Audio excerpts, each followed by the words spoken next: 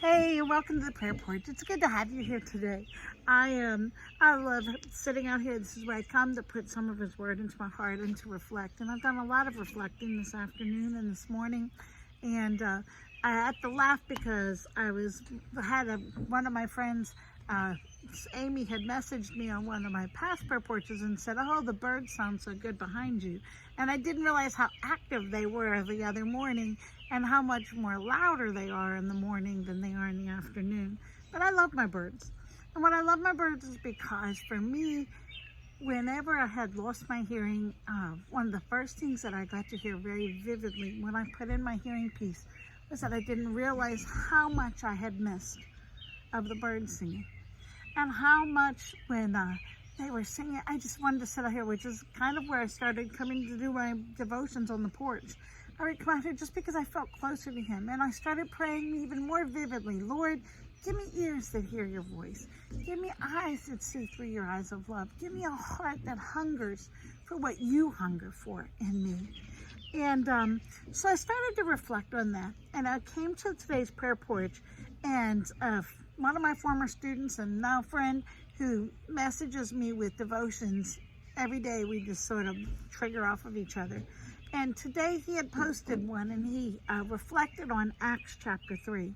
And as he reflected on Acts chapter 3, he made me go back, and I saw it from a different point of view that made me ask some questions, even of myself. Because in Acts chapter 3 is where Peter and John enter, they're walking through town, and there's a beggar. And that beggar says, and I can't help but think of it, the story, or the song, we would do the song story as a kid. Peter and John went to pray. They met a lame man on the way. He stuck out his palm and asked for an alms, and this is what Peter did say. Because he walks past and the man begs him, and he says, "Do you have any money? Can you loan any money to me? Here I am. I'm just a poor crippled man. I'm a beggar. And would you like to give me an alms? Would you like to give me some money to help support me? Would you help support me?"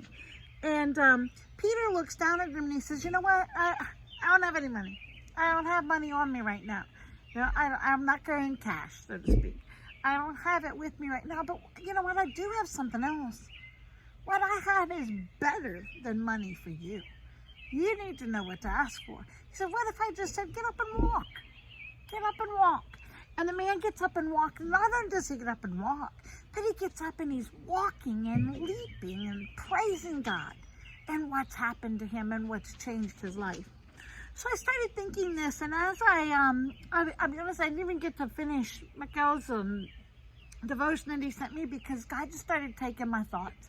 He started taking my thoughts and he said, "How many times, Lori, are you asking me for the wrong thing? I'm thinking so much bigger than what you're asking me for. But you're asking me for this itty bitty bitty thing." And I'm saying, no. I'm not doing that today. I'm not answering for that. What's that little thing to you, which seems a lot. To the beggar, I'm sure every dime he got in his hand every day meant a lot to him. But to God, God said, you're asking for the wrong thing. You're asking for the wrong thing. I'm not going to give you money. I am going to give you something better than that. And when the man experienced all that God had for him, he suddenly went from just a thank you to walking and leaping. He says, "I'm not just going to walk, I'm leaping. I'm praising God. This is, oh my goodness, this is bigger than I can imagine." It brings me back to those other verses, and I'm just thinking this right now. Just in the last couple weeks in the prayer porch, we went back and we revisited that God chooses to do more than we can think or imagine. Abundantly more than we can think or imagine in us. And that was our devotion a couple days ago. Now God's saying, I packed that in you, Lori, because I'm bringing you to today's verse. Because today's verse is telling you, don't put me in a box. Before you ask me for anything, Lori, you ask me what to ask me. Because Peter didn't play a guessing game. He didn't say, I don't have any money for you, but what I have, he said, what I do have, I'll give you. I'm sure the man was like, okay, what is it? Is he going to give me his coat? Is he going to give me a sandwich? Is he going to give me a fish?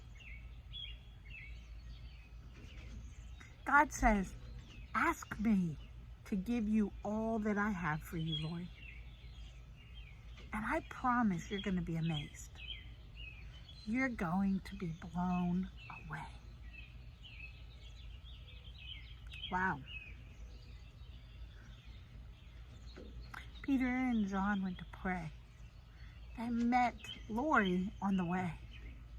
She said, hey, give me an alms. They said, this is what Peter did say. An alms I don't have, Lori, today. But what I have is more than you could think or say. In the name of Jesus Christ, ask him what he has for you today. God, I want all that you have so that I may be a full testimony for you. I want to know what you have for me in wisdom and discernment in my future and all that you have poured and created in me. I want it to be all that it can be. So Lord, let me rise up and walk in you and walk in your truth and walk in your way and walk in your word. Wow.